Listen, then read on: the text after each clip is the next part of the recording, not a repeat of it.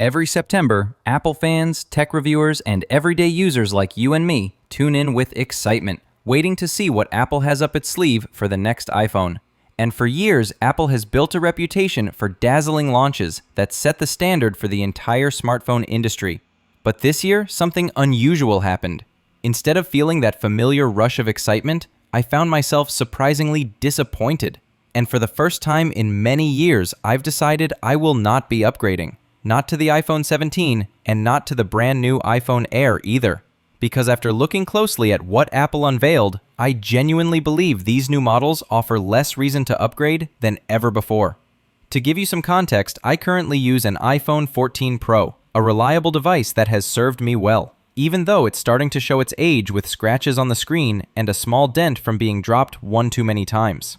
And normally, this is exactly the kind of wear and tear that makes me excited about upgrading in September, because new iPhone season usually means new features, better designs, and irresistible reasons to trade in my old phone.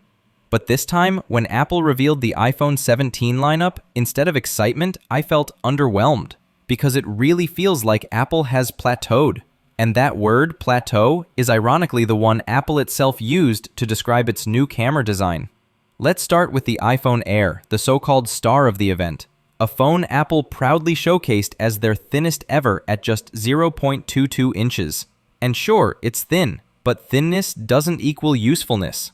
Apple stripped it down so far that it only has a single rear camera lens, fewer than the regular iPhone 17 and way fewer than the triple lens system on the Pro. And while Apple insists its machine learning and AI processing will make up the difference, most of us know that one lens simply cannot replicate the versatility and quality of multiple dedicated lenses, which means your photos could easily end up looking flat, or, as critics are already joking, like AI slop. Add to that the fact that the Air has worse battery life, requiring you to spend an extra $99 on a MagSafe battery pack just to match the longevity of the Pro. And suddenly the Air feels more like a fashion accessory than a serious device. And speaking of fashion, those pastel color options may appeal to some, but to me, they make the device look cheaper than it is, which is strange for Apple because part of their brand identity has always been premium style. So who is this phone actually for? Maybe fashion-conscious users who want the thinnest phone possible to slide into tight pockets or slim purses? Maybe influencers who equate skinny with beautiful? Or maybe billionaires looking for an ultra-thin burner phone. But for the rest of us, who actually use our devices for performance and longevity, the Air feels like a compromise we didn't ask for. Now let's move on to the iPhone 17 Pro, the one I was really hoping would wow me.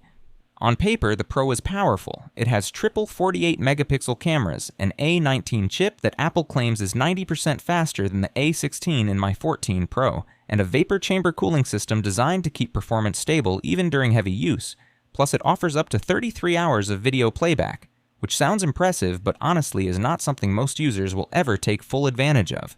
These are strong specs, no doubt, but the killer problem lies in the design. Apple replaced the clean, elegant square camera bump of the 14 Pro with what it calls a plateau, which is basically a massive, clunky slab that takes up far more space on the back of the phone, and to make matters worse, they placed a strange rectangular MagSafe area beneath it, shaped suspiciously like a credit card, leading many to speculate if this is subliminal marketing for the Apple Card, or just another push to buy Apple's expensive MagSafe accessories. Either way, the result is a back design that looks awkward, messy, and completely unlike the minimalistic aesthetic that once defined Apple's design philosophy. And don't even get me started on the new color options. Bright orange, which makes it look like a pumpkin spice iPhone, deep blue, which is fine, and a couple others that just don't feel premium for a phone that costs over $1,200. Speaking of price, that's another sore point.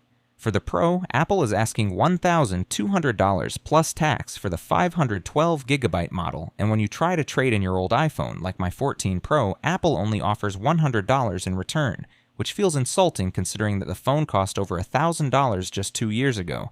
So let me ask you, why would I spend $1,200 on a phone that looks worse than my current one just to get a little more power I don't even need? That's why I've decided not to upgrade.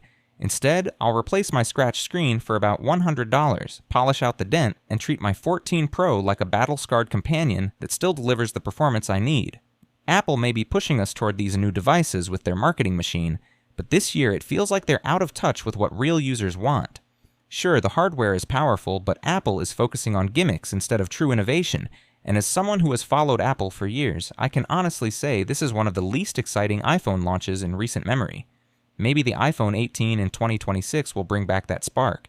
Maybe Apple will rethink its design language and rise above this plateau, but until then, I'm staying put. Now the question is, what about you? Are you excited about the iPhone 17 or the Air, or are you like me feeling that this year's upgrades just aren't worth it? Let me know in the comments, because I want to hear if I'm alone in this or if more people are starting to feel the same way.